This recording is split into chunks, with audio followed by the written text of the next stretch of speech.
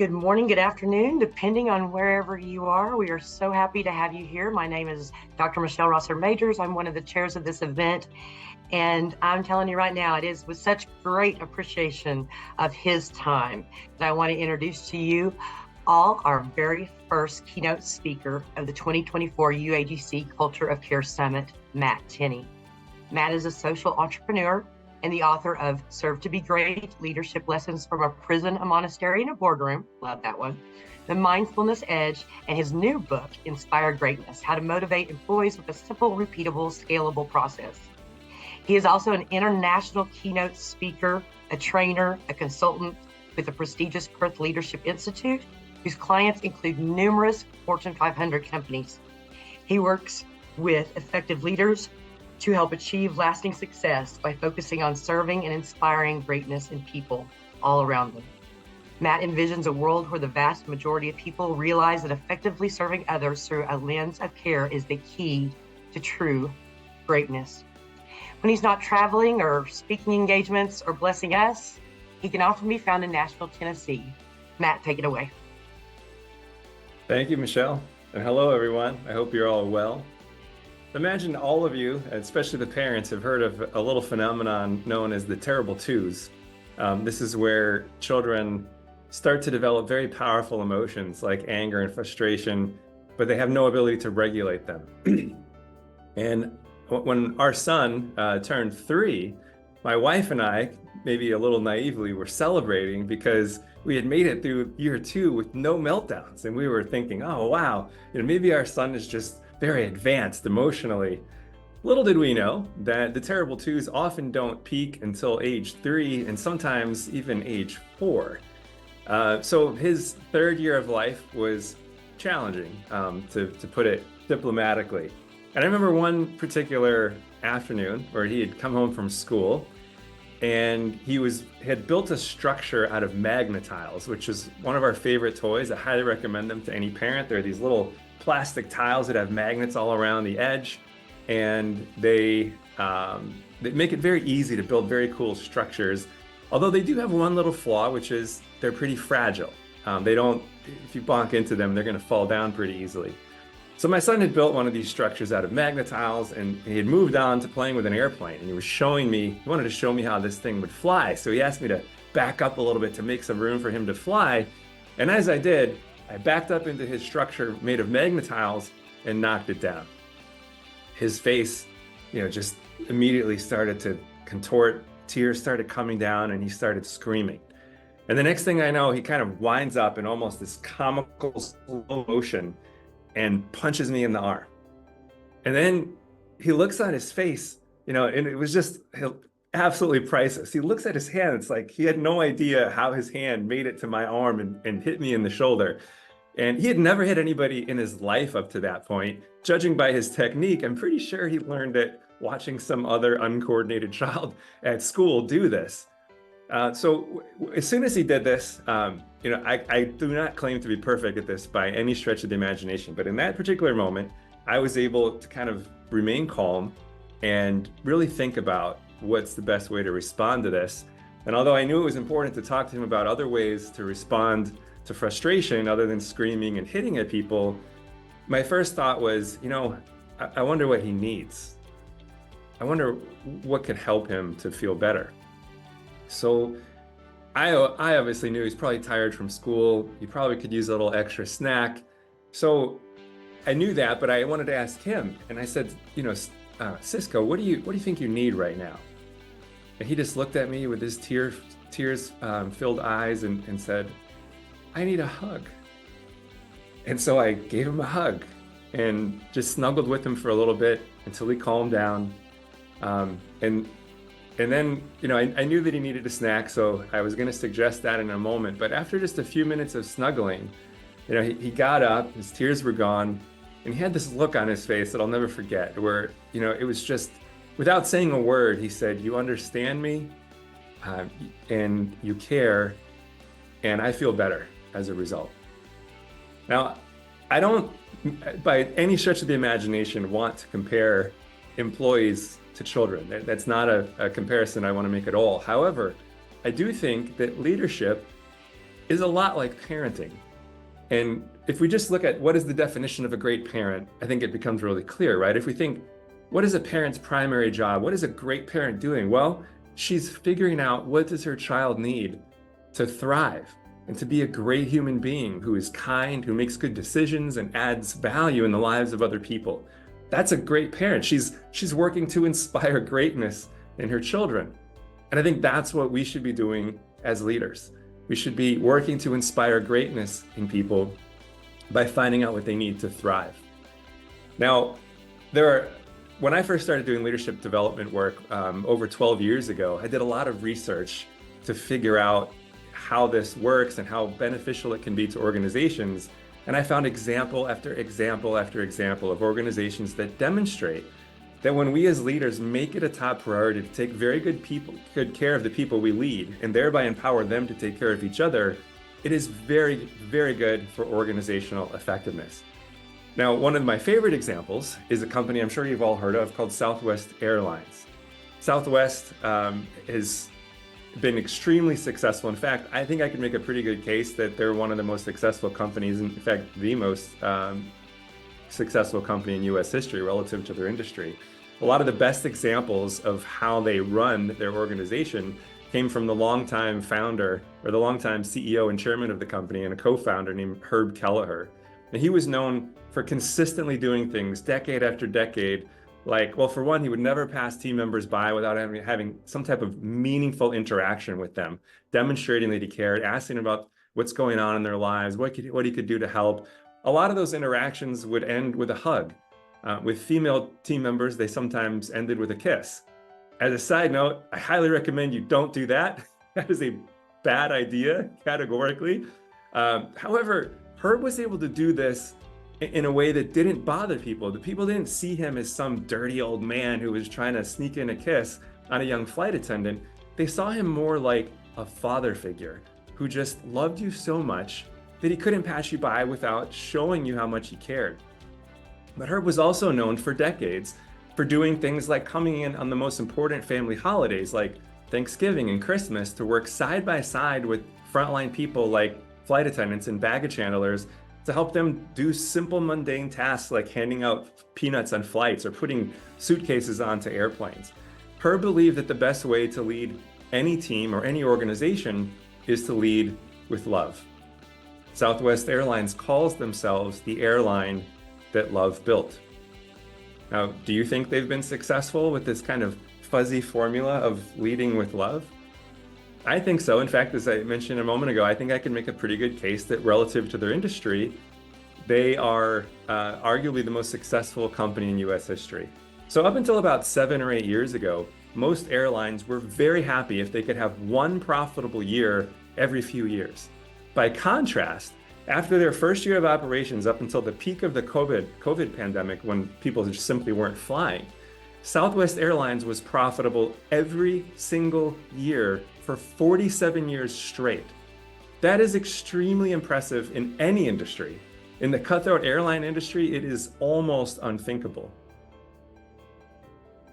Now, you might think, oh, this is just one example. Surely this is an anomaly, right, of how successful a company can be when they prioritize taking care of the people in their company.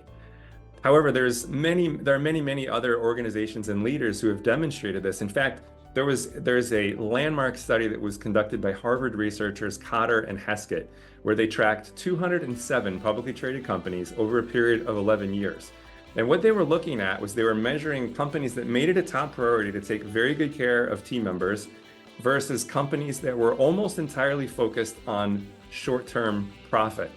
And the people-focused companies outperformed their profit-focused competitors by a huge margin.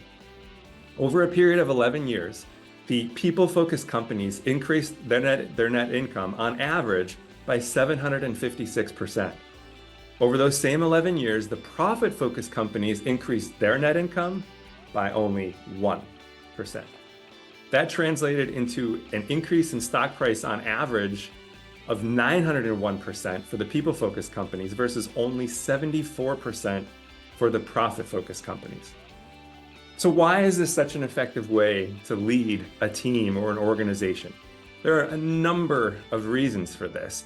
This is the key to attracting and retaining top talent, which I believe is the only sustainable competitive advantage that remains in today's business landscape. This is also the secret to delivering world-class customer service. This is the secret to creating teams that are agile and innovative enough to avoid becoming obsolete. But I think the essence of this, the essence of why this is so effective, all comes down to one simple word: influence. At its most basic definition, leadership is the ability to influence the behaviors of others. And there is no better way to build influence with people than to consistently demonstrate that we truly care about them. There's another story about Herb Kelleher that I think illustrates this perfectly. So back in the year 2000, Southwest was about halfway through their fiscal year, and it looked like they were going to have a significantly unprofitable quarter and probably go on to have an unprofitable year. And so my guess is the executive team got together, they did the math, and they somehow calculated that the only way that they would have a profitable quarter and have a chance of going on to have a profitable year is if everyone in the company could save on average $5 per day for the rest of the quarter. So Herb sent out a memo, sent it out to all 30,000 employees from the most senior to the most junior. And it read something like this: "Dear friends, we've had a great run of 30 consecutive years of profitability, but it looks like we might not make it this time. And the only way that we could is if each one of you could find a way to save $5 per day for the rest of the quarter. Would you please try to do that?" Nothing really special about this memo, right? Except for the way he signed it. He signed it, "Love, Herb." And it's special because he actually meant it. And every one of the employees at Southwest knew that he meant it.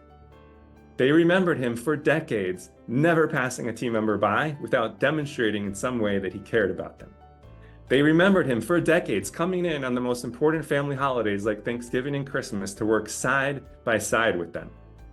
Those people found a way to save $5 per day. In fact, they saved almost twice as much, and Southwest, of course, went on to have another profitable year.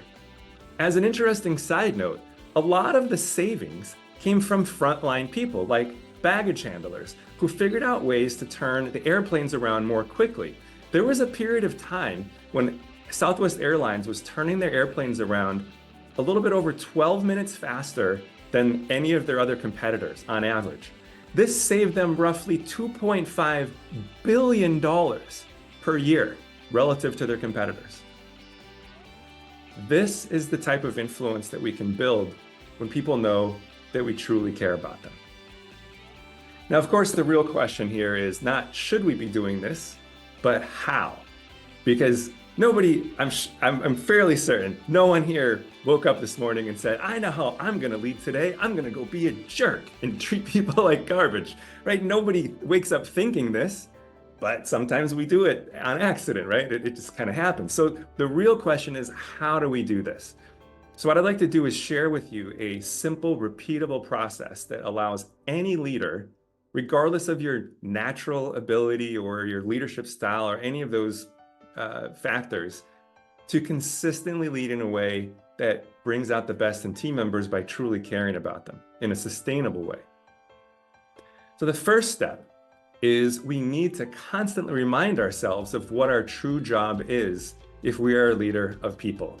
We all have these fancy job descriptions that all say all sorts of interesting things with big words and lots of business jargon, and they're fine. I'm not knocking job descriptions, but what I think we could do is remind ourselves of what our true job is if we're a leader of people. And our true job is to inspire greatness in our teams. It's that simple, right? Isn't that our job if we're a leader of people, regardless of what type of organization you're a part of? If you're a leader of people, your primary job is to bring out the best in your team, to inspire greatness. Now, many people hear this and they think, oh, that sounds very lofty. Couldn't only a natural born, charismatic leader do that? And it's simply not true. There is a process to this. And the reason that there's a process is because what we're talking about here is essentially employee engagement. We're talking about, if you imagine what an engaged team member is doing, this is one who's giving discretionary effort, going the extra mile. That's greatness, right? Well, the good news is there's a process to driving high levels of employee engagement, to bringing out this greatness that anyone can follow.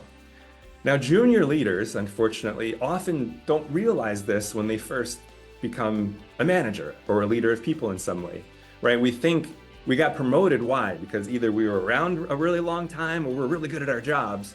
And so we show up and we just start working hard. And oftentimes we do other people's work for them, things like this, which are contrary to effective leadership. Now, those of us who are senior leaders, we know, right? We know that if we're a leader of people, our primary job is to bring out the best in those people. We're no longer measured by how we perform. We're measured on how well we get other people to perform.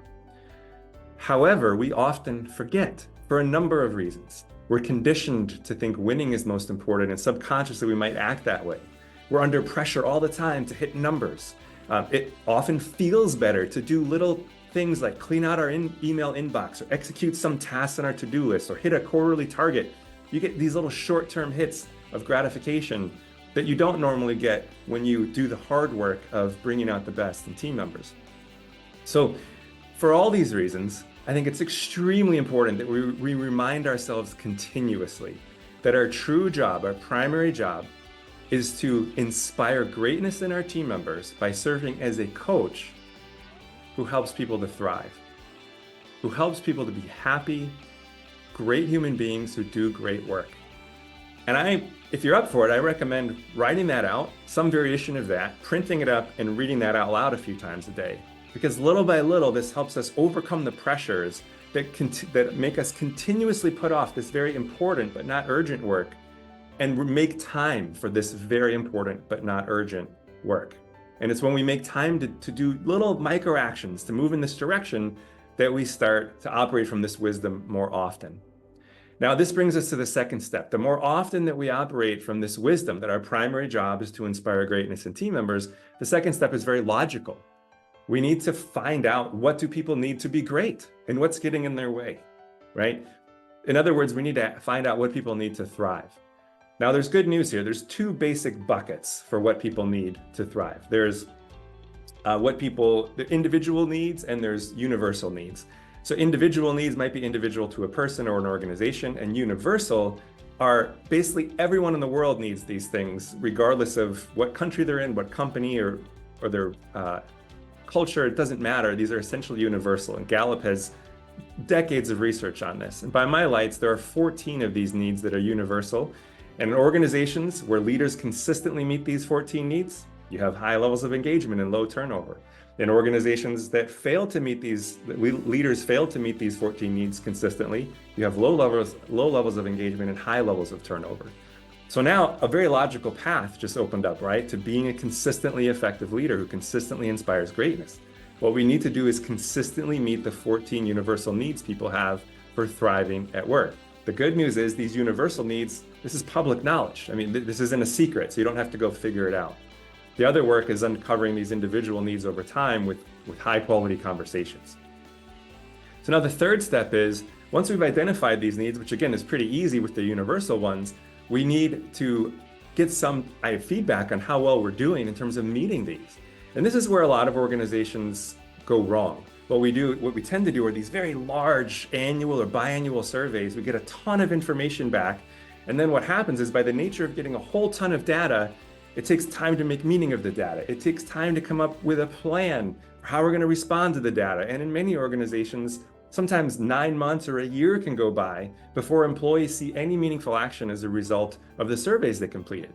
So what I recommend is not necessarily that you stop doing the annual surveys, but if you are going to do them, or either way, what we need to do also is get little bits of feedback every couple of weeks or so on how well managers are meeting just one of those universal needs. And this is helpful because it makes it easy for employees to respond to feedback, and it also makes it easy for us to respond. And that brings us to step 4 in the process, which is we need to respond to that feedback as quickly as possible. And by quickly, I'm talking about a few business days. Now, when many people hear this, they think, oh my gosh, how are you going to respond to a survey in a few business days? There's a hack for this. And the hack is, before you ask a question on a survey about how well you're meeting a need, have some type of content, whether it's written or video or however you're going to do it, ready, that's going to help a manager who received the feedback immediately get better and meet that need a little bit better, so they can show an immediate response. And this is incredibly powerful for a couple of reasons. One is that this is a much more effective way to develop ourselves as leaders. What we often tend to do with leadership development is we do a full day of training and we get all these great ideas, much like what is happening today. You're getting a ton of ideas. And one of the things I encourage you to do is make sure you take time before you get back to work to create a plan for how you're going to implement them.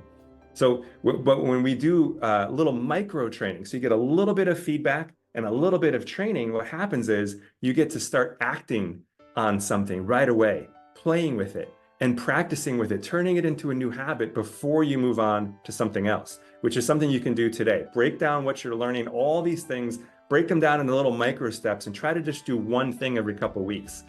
That'll be a much more effective way for you to implement all these things that you're learning. Now, the other powerful part of this is that this allows us to respond to employee feedback within days. This alone can improve employee engagement and help people to be fully engaged at their work. In fact, according to the Gallup organization, employee engagement is almost 3 times higher in organizations when employees strongly agree with the statement, my organization responds with meaningful action to the results of surveys I complete. Just that. So now if you're like most people, you hear this process and you're thinking, wow, this sounds awesome, but it sounds like it's a ton of work. It'd be really hard to set up. There's good news for any of you who would like a copy. My new book goes into much more detail on this process, and I'm going to put a link to where you can get that book for free. The hardcover copy, it'll be shipped to you in late May. You can get a copy of that for free. You just fill out the form and it'll be shipped to you. I'll put that in the chat here right at the end of the talk. So now one last thing I'd like to share here before I wrap up, and I'll put that link in the chat, as to why we should lead in this way. And that is that this is what makes life rich. This is what life is all about, doing what we can to help others. And I think we all know this somewhere deep down inside, but we just forget, right? We get busy, we prolong, where we delay this important but not urgent work. But as evidence that we do all know this, I'd like to share with you some very fascinating research I read years ago on near-death experiences. Now, for those of you who have not heard of a near-death experience, this is where a person is reported as clinically dead by a medical professional, and they remain dead for 3 minutes or 5 minutes. Sometimes it's 10 minutes or longer. And then they can come back and talk about what it was like to be dead. Now, as you would imagine, this research looked at hundreds of cases of near-death experiences from all over the world. So as you would guess, there were a lot of aspects of the experience that were reported differently. However, there was one aspect that was reported almost the same way in almost every single case. It turns out that as these people were approaching the boundary between this world and whatever might lie beyond it, they were all asked a question. Now, where it got interesting to me is that it didn't matter what country they came from. It didn't matter what language they spoke. It didn't matter what their ethnicity was. It didn't matter how old they were. In fact, it didn't even matter what their religious background was. If they were Christian, it was Jesus asking them this question. If they were Muslim, it was Allah. If they were an agnostic or an atheist, it was their own deepest self, inner self, asking them this question. But in almost every single case, as these people approached the boundary between this world and whatever might lie beyond it, the question was the same. How well did you love? How well did you love? Now, the love that we're talking about here, my friends, is not a feeling. Love is an action. It is a verb. When we love a person well, it means we extend ourselves, we sacrifice a little bit so that that person may thrive, so that we can bring out the best in that human being. That is love. So I'd like to close by humbly asking a favor of you, and that is that you consider making it either your top priority or one of your top priorities to do something every single day, even if it's just 5 or 10 minutes, to help train yourself to love better. There is no doubt that this will help you to be a more effective leader, to help your organization succeed, and this might just be the most important thing that we do in our entire lives. Thank you. Matt, we just cannot thank you enough for blessing us with that message. I think there are a lot of people, obviously, in this chat that just totally believe in what you believe. And so again, just thank you so much for taking out your time for the book for everyone. That's such a generous thing to do. And we wish you the very best, and we hope that we learned from the information you've shared with us. So thank you so much again. My pleasure. Matt, thank you again. And thank you to everyone that came to attend. We are so appreciative to all of you, and we hope you enjoy the rest of your sessions. Your next sessions have been posted in the chat to help ease on getting into that next room. So if you have any trouble, please do let us know at Culture of Care Summit at uagc.edu. And again, our great appreciation to you, Matt. My pleasure. Bye now. Have a wonderful rest of your day, everyone. You too.